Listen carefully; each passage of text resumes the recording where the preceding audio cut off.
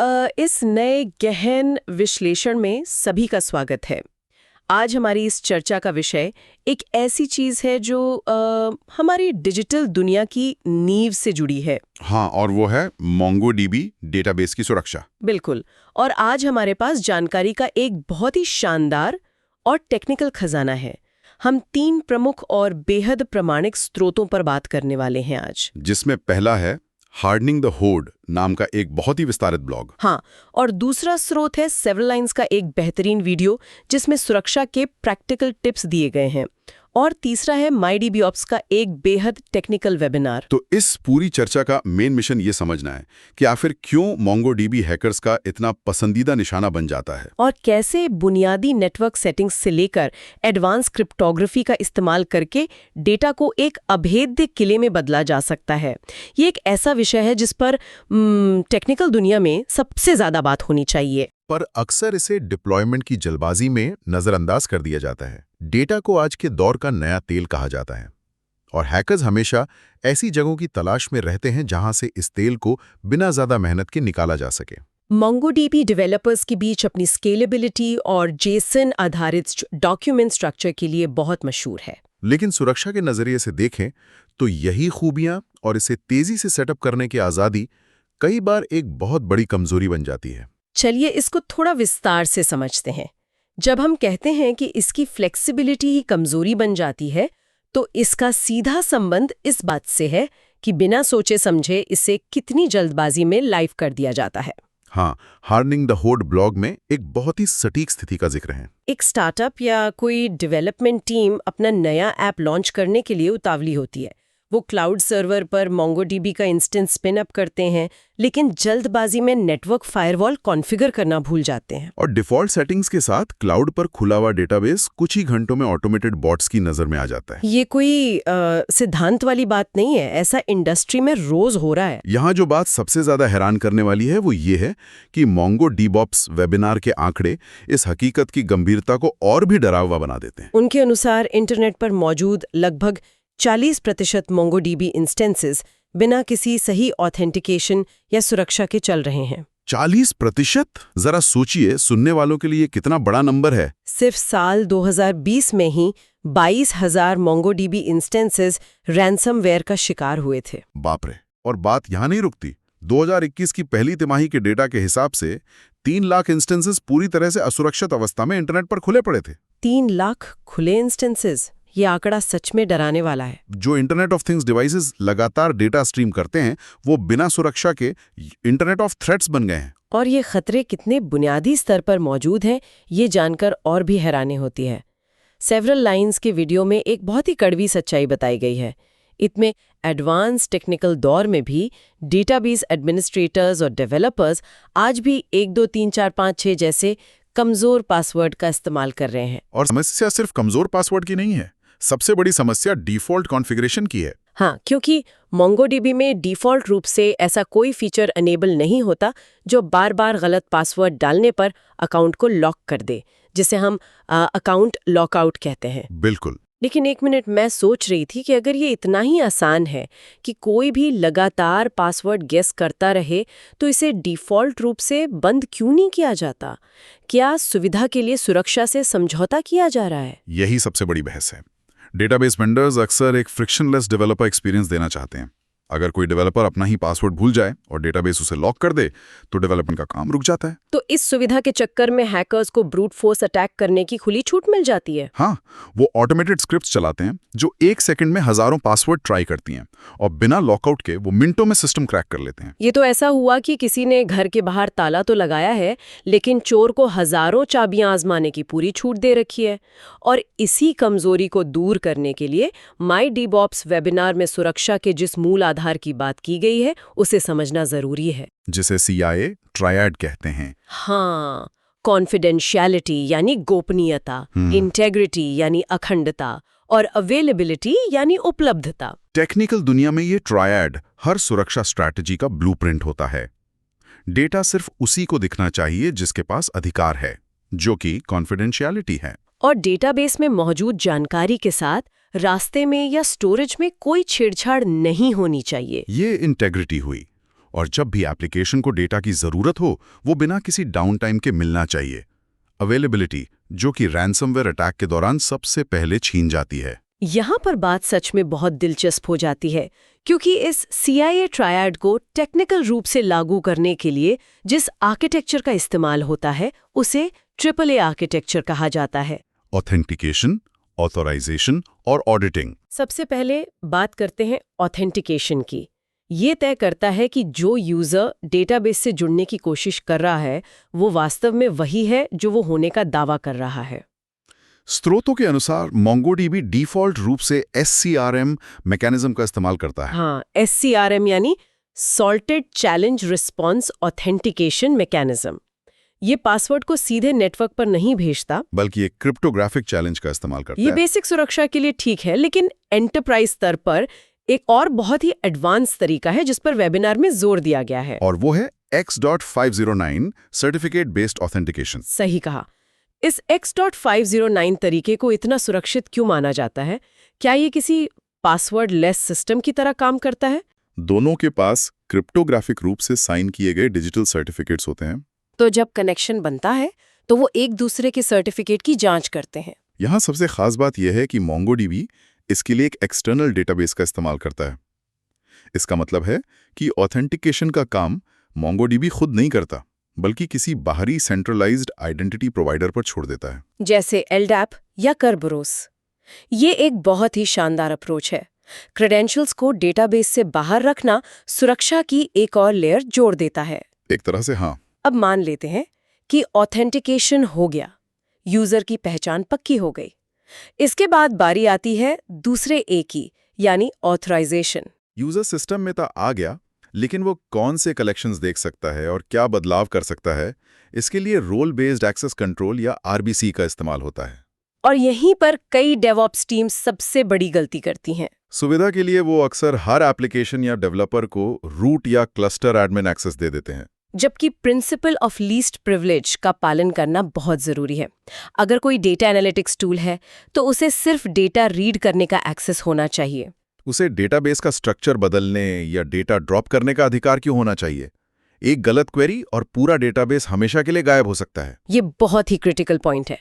और फिर आता है हमारा तीसरा ए, ऑडिटिंग। ये देखना कि सिस्टम के अंदर आखिर चल क्या रहा है। किसने लॉगिन किया, किसने कौन सी क्वेरी चलाई, किसने परमिशन बदलने की कोशिश की। ये एक तरह का इम्यूटेबल एक्सेस लॉग है, किसी CCTV कैमरे की तरह। वेबिनार में स्पष्ट रूप से बताया गया है कि अगर कोई हैकर या कोई अंदरूनी कर्मचारी कुछ संदिग्ध काम करता है तो ऑडिट लॉग्स ही वो इकलौता तरीका है जिससे उस गतिविधि को पकड़ा जा सकता है। लेकिन यहाँ एक कैच है। MongoDB के डिफ़ॉल्ट कम्युनिटी वर्जन में ये ऑडिटिंग का फीचर मुफ्त में नहीं मिलता। इसके लिए एंटरप्राइज या एटलस वर्जन की ज़रूरत पड़ती है। लेकिन जो स्टार्टअप्स या छोटी टीम्स कम्युनिटी वर्जन चला रही हैं, उनके लिए भी स्रोतों में एक विकल्प दिया गया है, परकोना सर्वर फॉर MongoDB। बिल्कुल, ये एक बहुत ही बेहतरीन ओपन सोर्स विकल्प है जो कम्युनिटी वर्जन होने के बावजूद एंटरप्राइज लेवल का ये ऑडिटिंग फीचर बिल्कुल मुफ्त देता है। ये उन टीम्स के लिए सच में बहुत काम की चीज़ है जिनका बजट कम है लेकिन वो सुरक्षा से समझौता नहीं करना चाहते। तो ये तो बात हो गई आर्किटेक्चर और सिद्धांतों की। लेकिन अब उन प्रैक्टिकल और नेटवर्क स्तर के कदमों की ओर बढ़ते हैं जो सेवरल नाइन्स के वीडियोज आ हार्डनिंग द होड ब्लॉग में गहराई से समझाए गए हैं। अगर हम इसको बड़े पैमाने पर देखें तो कई बार सबसे बड़ी सुरक्षा चूक कोड में नहीं बल्कि बुनियादी नेटवर्क कॉन्फ़िगरेशन में होती है। सेवरल नाइन के वीडियो में एक बहुत ही सरल टिप है जिसे लोग अक्सर नज़रअंदाज कर देते हैं, डिफ़ॉल्ट पोर्ट को बदलना। MongoDB डिफ़ॉल्ट रूप से पोर्ट 27017 का इस्तेमाल करता है। हैकर्स कोई इंसान बिठाकर एक एक IP चेक नहीं करते। वो बॉटनेट्स का इस्तेमाल करते हैं जो पूरे इंटरनेट पर सिर्फ इसी 27017 पोर्ट को स्कैन करते हैं। यानी अगर कॉन्फ़िगरेशन फाइल में जाकर इस डिफ़ॉल्ट पोर्ट को किसी रैंडम नंबर में बदल दिया जाए तो हैकर्स के ऑटोमेटेड स्कैनर्स को चकमा दिया जा सकता है। ये सिक्योरिटी थ्रू ऑब्सक्योरिटी का एक क्लासिक उदाहरण है, लेकिन सिर्फ पोर्ट बदलना काफी नहीं है। दूसरा सबसे महत्वपूर्ण टिप है होस्ट IPs को बाइंड करना। ये सबसे क्रिटिकल नेटवर्क डिफेंस लगता है मुझे। अगर किसी कंपनी का वेब एप्लीकेशन और उसका MongoDB डेटाबेस एक ही प्राइवेट नेटवर्क या VPC में है तो डेटाबेस को पूरी दुनिया के लिए पब्लिक इंटरनेट पर खुला छोड़ने का कोई लॉजिक ही नहीं बनता। बाइंडिंग के जरिए डेटाबेस को सिर्फ लोकल होस्ट या चुनिंदा इंटरनल आईपी तक सीमित किया जा सकता है। बाहरी दुनिया के लिए वो डेटाबेस अस्तित्व में ही नहीं होता। लेकिन मान लेते हैं कि किसी टीम ने ये सारी नेटवर्क सेटिंग्स बिल्कुल सही तरीके से कर ली, आईपी बाइंड कर दिया, पोर्ट बदल दिया, ऑथेंटिकेशन भी लगा दिया।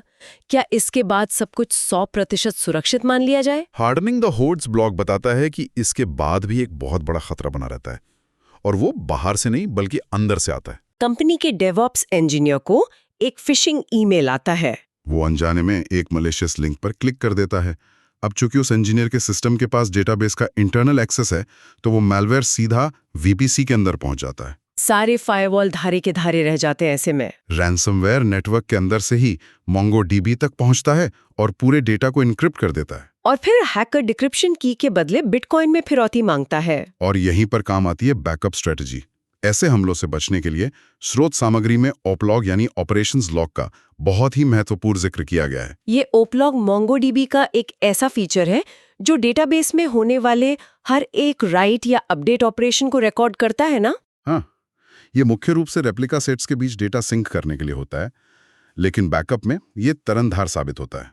अगर नियमित स्नैपशॉट बैकअप लिया जा रहा है और ओपलॉग सुरक्षित हैं, तो पॉइंट इन टाइम रिकवरी की जा सकती है। ऐसे अगर आसान भाषा में समझना हो तो अगर किसी डेटाबेस पर दोपहर 2 बजे रैंसमवेयर ने हमला करके सारा डेटा करप्ट कर दिया, तो एडमिनिस्ट्रेटर अपने बैकअप और ओपलॉग को उपयोग करके सिस्टम को ठीक 1:59 और 59 सेकंड की स्थिति में रिस्टोर कर सकता है। मानो हैकिंग कभी हुई ही ना हो। ये हैकर्स को फिरौती ना देने का सबसे अचूक तरीका लगता है। और सबसे अच्छी बात यह है कि इन सारी प्रक्रियाओं को मैनुअली करने की जरूरत नहीं है। क्लस्टर कंट्रोल जैसे ऑटोमेशन टूल्स का जिक्र स्रोतों में है, जो इन बैकअप्स, नेटवर्क सेटिंग्स और रिकवरी को स्वचालित कर देते हैं।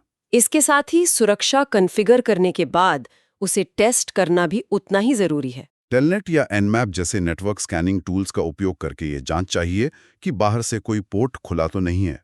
पेनिट्रेशन टेस्टिंग खुद करना किसी हैकर के टेस्ट करने से हमेशा बेहतर होता है। ये प्रोएक्टिव रहने का नजरिया ही असली बचाव है। लेकिन अब हम सुरक्षा के उस ब्रह्मास्त्र की तरफ बढ़ रहे हैं जो आज के समय में सबसे ज्यादा टेक्निकल और दिलचस्प है, इनक्रिप्शन। मोंगोडीबी में डेटा मुख्य रूप से 3 अलग-अलग अवस्थाओं में रहता है। पहला, जब डेटा रुका हुआ हो, यानी डेटा एट रेस्ट, जो फिजिकल हार्ड ड्राइव या एसएसडी पर सेव हो। MyDBOps वेबिनार के अनुसार इसके लिए मोंगोडीबी का wired tiger storage engine default रूप से AES 256 GCM एल्गोरिदम का उपयोग करता है। ये AES 256 GCM military grade encryption है। इसका सीधा सा मतलब यह है कि अगर कोई हैकर या कोई भ्रष्ट कर्मचारी डेटा सेंटर में घुसकर सर्वर की हार्ड ड्राइव ही निकाल ले जाए, तो भी बिना सही डिक्रिप्शन की के वो डेटा उसके लिए सिर्फ कचरा होगा।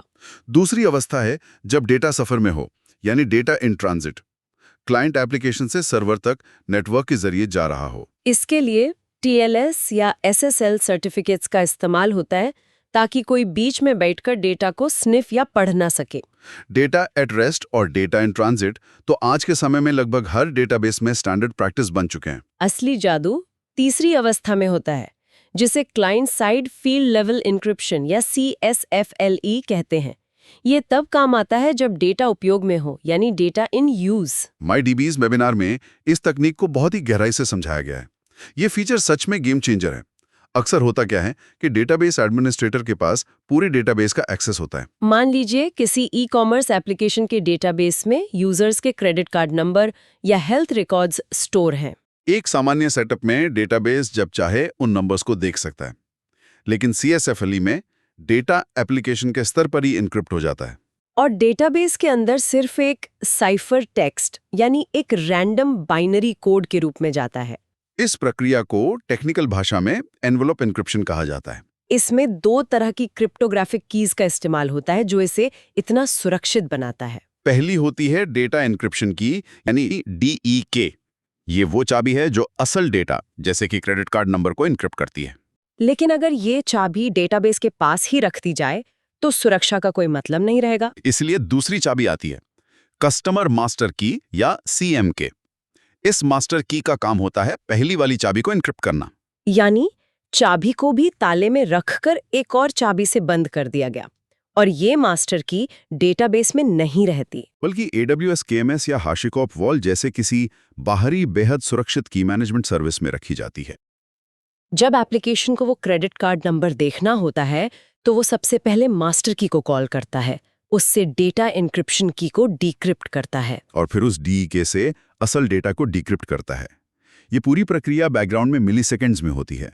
MongoDB सर्वर के पास ना तो मास्टर की होती है और ना ही डिक्रिप्टेड डेटा। MyDBOps के वेबिनार में इस कॉन्सेप्ट को समझाने के लिए एक बहुत ही दिलचस्प तरीका इस्तेमाल किया गया है जो इस जटिल तकनीक को एकदम स्पष्ट कर देता है।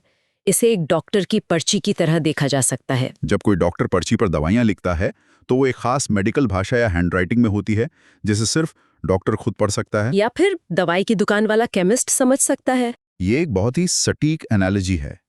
यहाँ एप्लीकेशन वो डॉक्टर है जो डेटा को इनक्रिप्ट कर रहा है और वैद्य क्लाइंट वो केमिस्ट है जो उसे डिक्रिप्ट कर सकता है। बीच में जो डेटाबेस एडमिनिस्ट्रेटर है वो उस मरीज की तरह है जिसके हाथ में वो पर्ची है। मरीज उस पर्ची को पकड़ सकता है, उसे एक जगह से दूसरी जगह ले जा सकता है, उसे स्टोर कर सकता है, लेकिन वो ये नहीं समझ सकता कि उसमें लिखा क्या है। डेटाबेस एडमिन इनक्रिप्टेड डेटा को मैनेज तो कर सकता है लेकिन पढ़ नहीं सकता। लेकिन हर शानदार तकनीक की अपनी कुछ सीमाएं होती हैं।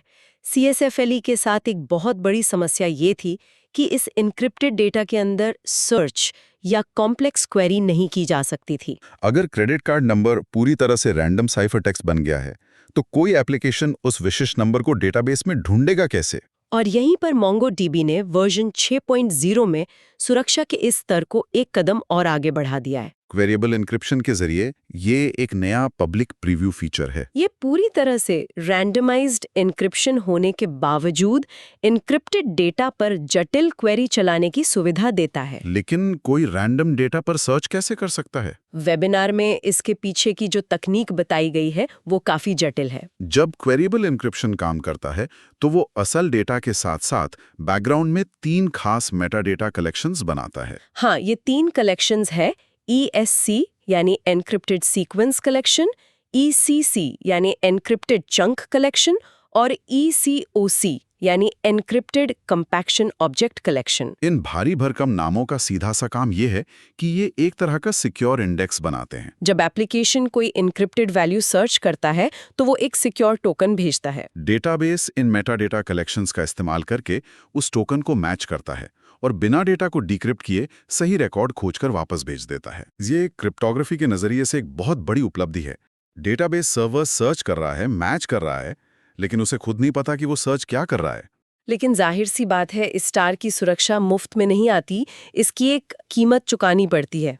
वेबिनार के आंकड़ों के अनुसार क्वेरिएबल एन्क्रिप्शन का उपयोग करने पर सिस्टम के परफॉर्मेंस पर असर पड़ता है। राइट ऑपरेशंस में 10 से 20% तक की देरी आ सकती है क्योंकि बैकग्राउंड में इतने सारे क्रिप्टोग्राफिक काम हो रहे होते हैं।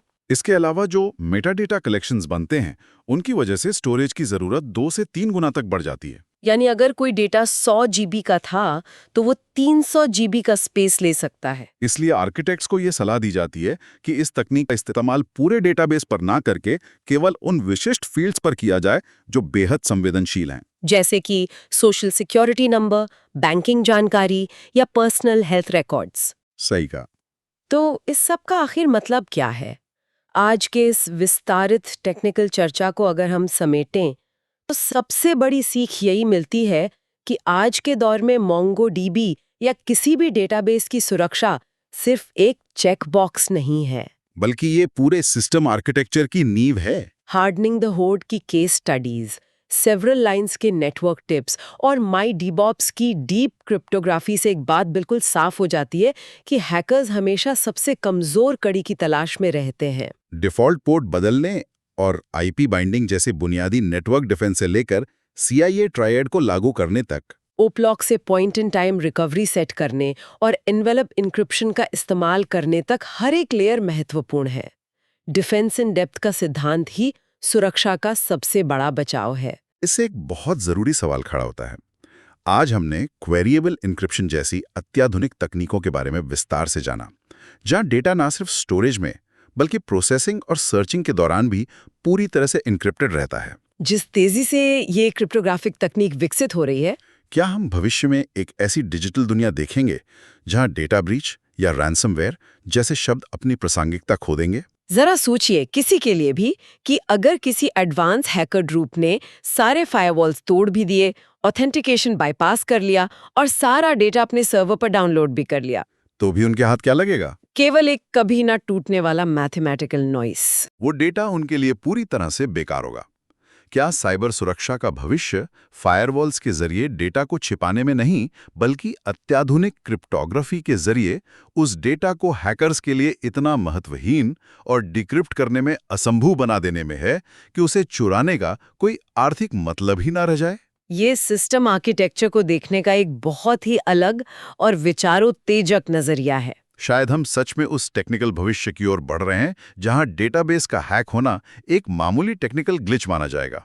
कोई बिजनेस खत्म कर देने वाली तबाही नहीं। इस गहरी और टेक्निकल चर्चा से जुड़ने के लिए और डेटाबेस सुरक्षा के इन जटिल पहलुओं को समझने के लिए समय निकालने के लिए बहुत बहुत धन्यवाद। उम्मीद है कि यह गहन विश्लेषण सिस्टम आर्किटेक्चर को एक अभेद्य किले में बदलने के लिए नए दृष्टिकोण प्रदान करेगा। इसी विचार के साथ आज की इस चर्चा को यहीं विराम देते हैं। सुरक्षित रहिए और अपने सिस्टम्स को हमेशा अपडेटेड रखिए।